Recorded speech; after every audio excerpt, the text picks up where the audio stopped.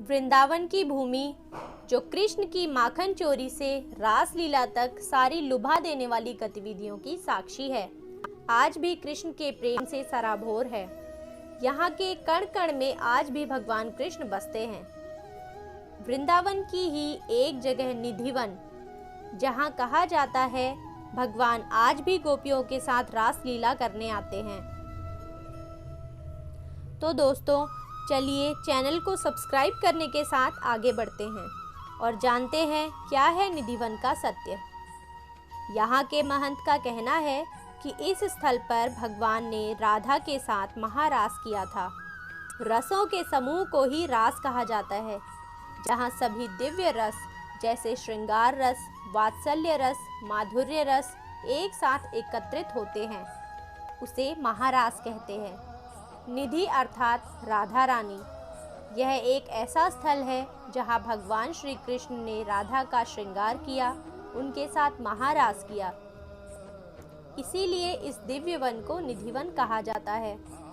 निधिवन के वृक्ष अनंत जन्मों से तपस्या करते हुए ऋषि मुनि हैं, जो कृष्ण प्रेम के कारण यहाँ वृक्ष के रूप में विराजमान हैं। ये ऋषि मुनि गोपी भाव से भावित होकर यहाँ पर आए।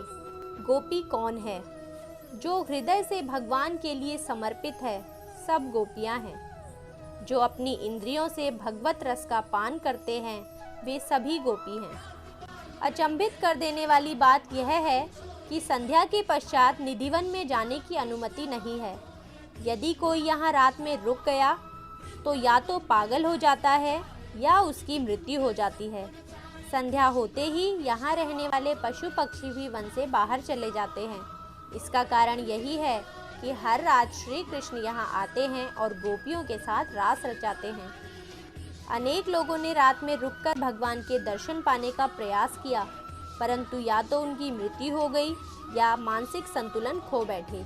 यही नहीं, निधिवन में स्थित रंगमहल नाम के मंदिर में भी हर रात्रि पान, लड्डू, चंदन का पलंग, श्रृंगार का सामान आदि रखा जाता है और मंदिर को भी रात में बंद कर दिया जाता है।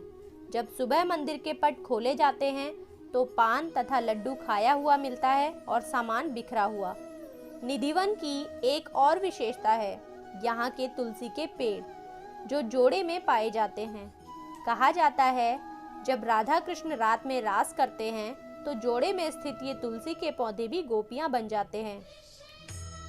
विशाखा कुंड, जो भगवान ने अपनी बंशी से खोदा था। कहा जाता है जब भगवान गोपियों के साथ रासलीला कर रहे थे, तब राधा की सखी विशाखा को प्यास लगी, तो भगवान के द्वारा इस कुंड का निर्माण किया गया था और तब से ही यह कुंड विशाखा कुंड के नाम से प्रसिद्ध हुआ। वंशी चोर राधा रानी का मंदिर भी यहीं स्थित है। कहा जाता है कि हर एक क्षण अपनी वंशी में रमे हुए भगवान कृष्ण से राधा रानी नाराज हो गई थी और भगवान की मुरली चुराकर यहाँ रख दी थी। एक भक्त ने तो वन में रहकर भगवान की रासलीला देखने की कोशिश की। जब सुबह निधिवन को खोला गया तो वह मुख बधिर हो चुका था और अपने प्राण त्यागने ही वाला था। तब उसने वहीं एकत्रित लोगों से एक पेन और पेपर मांगा और निधिवन के अनुभव को शब्दों में उतारा। उसके बाद उसकी मृत्यु हो गई। वह कागज आज भी मथुरा के सरकारी संग्रहालय में है।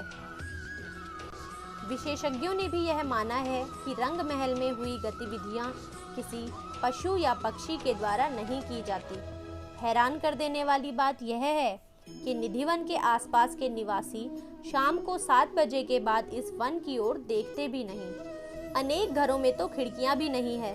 स्थानीय निवासियों के अनुसार रात में कई बार घुंघरू और बांसुरी की आवाज़ सुनाई देती है, लेकिन उधर देखने की हिम्मत कोई नहीं जुटा पाता। आज तक यह वन रहस्य ही बना हुआ है। वीडियो देखने के लिए आपका धन्यवाद।